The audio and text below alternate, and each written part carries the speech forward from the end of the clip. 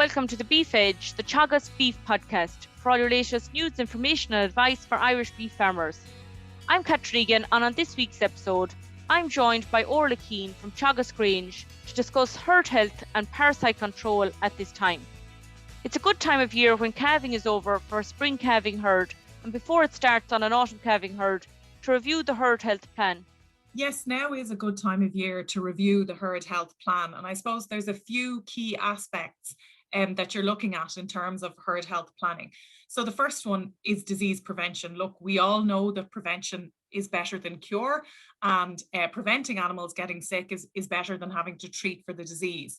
So really, as much as you can, it's about disease prevention. And that's things like, good hygiene. So that's proper cleaning, disinfection of pens, disinfection of boots, utensils, and any instruments that you're using. So ensure you've good foot baths at entry-exit points.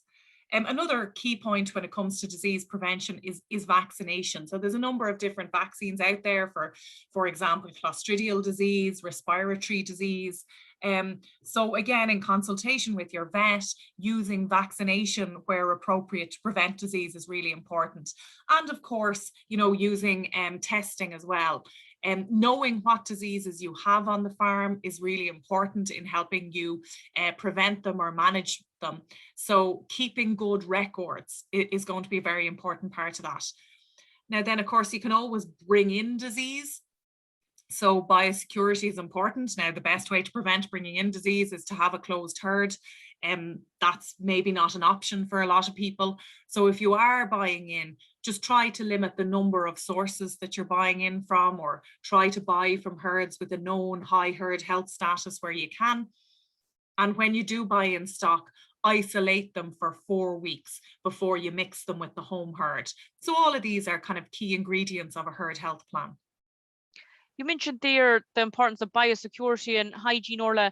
What's the best process for disinfecting calving pens and slatted sheds, or disinfectants to be used at this time of year? Yeah, so now is a good time to terminally kind of clean out the calving pens and the sheds and that. So the first important step is to remove all beddings material and to make sure you clean out the pens and the sheds well. So making sure you remove the dirt or any kind of dried fecal matter or anything like that. Some of the disinfectants, they won't work if there's organic material present. So all that needs to be removed. Then surfaces, equipment, fittings, they should all be disinfected. Then the sheds rinsed and left to dry. And then the longer that they can remain empty, the better, because we know that some pathogens survive for long periods of time in the environment. So the longer they remain clean and dry, the better. Now, there's a lot of different disinfectants out there on the market. So you can always discuss the appropriate disinfectant to use with your local vet or local advisor. And there is a list of disinfectants available on the Department of Agriculture website that lists disinfectants that are effective against different types of pathogens. So for example, disinfectants that are effective against TB.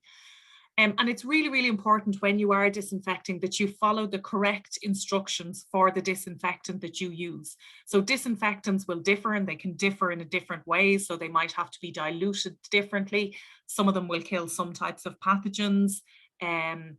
And the contact time is also really important. So normally the contact time might be, a number of hours. So it's really important for the project that you use that you check what the recommended contact time is and that you make sure you stick with that time. That's great, Orla. And you also mentioned there the importance that farmers are keeping records. And I suppose during calving time, farmers would have a record of what antibiotics were used and the treatment, be it for different types of scours or pneumonia on farm. What should farmers be discussing with their vets with regard to the amount of antibiotics being used? Yeah, so, one of the issues with the use of antibiotics is that continuous use of antibiotics can lead to the development of antimicrobial resistance, where the pathogens develop resistance to the antimicrobials that we use to kill them. And these are a threat not just to animal health, but for a number of the pathogens, they're also a threat to human health. So there's a real need and a real onus on everybody in human medicine and in veterinary medicine to ensure that all antibiotics use, it's justified and it's prudent. So they were only using them when necessary. So now is a good time to review how the calving season went. In terms of trying to, reduce antimicrobial use, it is going to come back to things like preventing disease. So that's, having good hygiene, having good biosecurity, having good housing, having the right stocking densities, vaccinating where you can. All of these kind of approaches will help reduce reliance on antimicrobials. And a dosing plan would also be very important, especially at this time of the year when stock are outgrazing, and particularly in preventing anthelmintic resistance. What's the first indication that a farmer might see that there may be an issue on farm? Yeah, so right now, as stock are out of grass, there's a number of parasites that will present a challenge, parasites like gutworms and lungworm and that. And we know that these parasites are also developing resistance to the drugs that we use to treat them. Now, one of the, I suppose, things you need to be very careful with the gutworms in particular, is that quite often by the time that you clinically see resistance, it's quite far gone. So, when the drugs are killing a large number of the parasites, but not all of them, you might not see that clinically. You'll only see that by testing, and that's by testing dung samples before and after treatment for parasite eggs to ensure that the parasites are killed. If you see it clinically, so if you see no improvement after using the treatment, that will be an indicator of resistance. But at that point, the resistance is usually quite far along, and it's much harder at that point to slow its further development. So I think it's important to be proactive and to be keeping an eye on this before it gets to the point where there's clear clinical failure. So can you discuss the difference there between the fecal egg reduction test that you've mentioned and then a post-dosing fecal egg count? Yeah, so the two, I suppose, if you just take a post-dosing sample and it's clean, as in there are no parasite eggs, you don't know whether that's because the drug worked or because there were no parasites there in the first place. So that's why it is preferable to have a sample both pre and post treatment, so that you know that there were parasites there were eggs in the dung, and after treatment, there are no eggs remaining because the parasites have been killed. Now, you can do individual sample testing pre and post, but that tends to be very expensive. So what most people do is a composite sample pre and post. And that gives you a good indication of whether the drugs are effective or not. How much of a reduction should you see then from the pre and the post fecal egg count? So, the definition in terms of the kind of scientific definition, which is set by the Association for the Advancement of Veterinary Parasitology, say that there should be a reduction of 95% or more in the egg count. So really, when these drugs work, they're very effective. They kill all of the worms. So you really should be looking at quite a reduction of 95% or more. Now, with composite samples with low egg counts, that can be a little bit harder to determine. But in general, when these drugs work, there are no eggs remaining after treatment. That's great. And there is some confusion around the correct protocol for dosing and which products to use, such as changing a product or using a different name, but still having the same active ingredients. Can you discuss this? Yeah, so I suppose, in terms of the antiparasitics, there tends to be two groups. There's the wormers, which target your stomach, gutworms, lungworm, and then your flucicides. So within the major parasites of this time of year are generally the gutworms and the lungworm. So within the drugs that treat for those, look, there's a lot of different products on the market, but when it boils down to it, they all fall into one of three classes. And these are the benzimidazoles, which are commonly known as the white wormers, levamisole, which is commonly known as yellow wormer, and the macrocyclic lactones, which are commonly known as the clear wormers. So for all the products on the market, they'll fall into one of those three classes.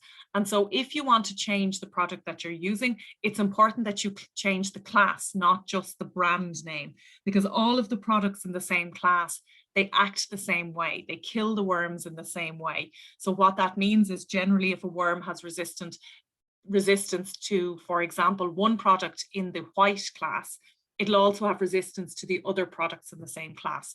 So if you want to rotate your treatment, you should really be making sure you're rotating the class and not just the brand name.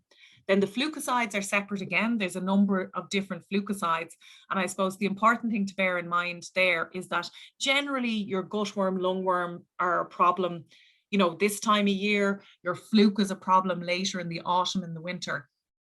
So generally you're treating for fluke at a different time of year. So therefore I'd only use combination worm or flucicides if you're specifically targeting both parasites. If you're only targeting one parasite, then there's no need to use a combination product. Orla, should that product be rotated every second dose or annually? So, it's not actually all that important whether you rotate it annually or whether you rotate it every second dose. So, if I had product available in the shed, I wouldn't be going out buying a product of a different class, but I would try to rotate them at least yearly. But what's actually the most important thing to do is to use one that works.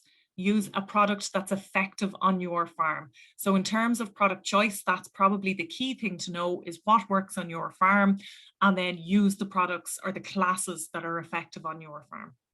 In your opinion, what would be the best way for reducing worm burden on farm? Yeah, so I suppose this is quite this can be quite tricky. The parasites are out there, they're on the grass, they're ubiquitous, they're on every farm in Ireland. In terms of reducing the challenge, there are a couple of things that can be done. So mixed grazing, for example, so for those farmers that have both cattle and sheep, mixed grazing is an option for reducing the challenge, because the parasites that infect sheep are different to those that infect cattle.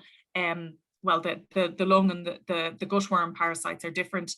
The fluke is the same. So by mixed grazing with sheep, that will reduce the challenge for each species. Likewise, using leader follower systems where older animals follow younger animals, or that can also help. They'll come along after them. The older animals generally have immunity, so they'll clean up some of the parasites left behind by younger animals.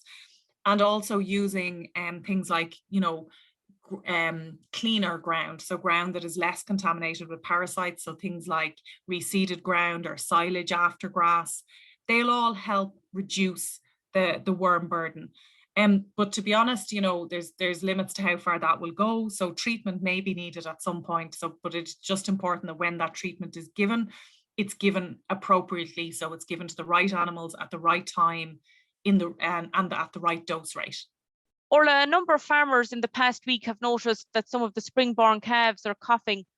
What would be causing this at the moment? Look, I suppose there's a variety of different possibilities. I mean, the first one that would spring to mind at this time of year would be lungworm in calves, and people might recognize the signs of WHOS if they see it. But of course, it is possible that there are other respiratory pathogens out there that will also cause coughing. So without testing, it's probably hard to know for sure, but one possibility is, to treat the calf herd with an anthelmintic that's effective against lungworm and monitor and make sure there's an improvement. And if there isn't, then probably further investigation with a veterinary with veterinary guidance would be required. I know we're a long way off housing at the minute, but decisions made now in relation to what products farmers are using, how can that impact on what products will be used at housing? Well, I suppose the main thing to bear in mind at housing for the stomach worms is that most of the, the products are effective against various different stages except levamisole. So levamisole is not effective against very early infections. So that means if you are using levamisole at housing, you need to give it, a week or two after housing, not at housing. The other two products, the white and the clear, they can be given at housing. When it comes to flucicides, generally they would need to be treated at housing, and again, maybe 6 to 7 weeks later, depending on the product that's being used. And in some cases, what product is available on farm when dosing is being carried out. But looking at the product, what questions should a farmer be asking when they're considering using a product at the moment? Well, the main thing they should be asking is, what's the challenge out there at the moment? So what are they trying to control? And is that product the suitable product to control that, to control the pathogen that they're looking to control? So that's the most important question at this time of year. That's great, Orla. Thanks very much. You're welcome, Catherine. That's all for this week's episode, and my thanks to Orla for joining me on the show. You can catch up on all other shows and interviews from the Beef Edge podcast on the Teagasc website at teagasc.ie, or you can listen on Apple and Google Podcasts as well as Spotify. Don't forget to rate, review and subscribe so you never miss a show. For all other updates from our beef programme, keep an eye on our Twitter and Facebook pages. Until next time, I'm Catherine Egan, and thanks for listening.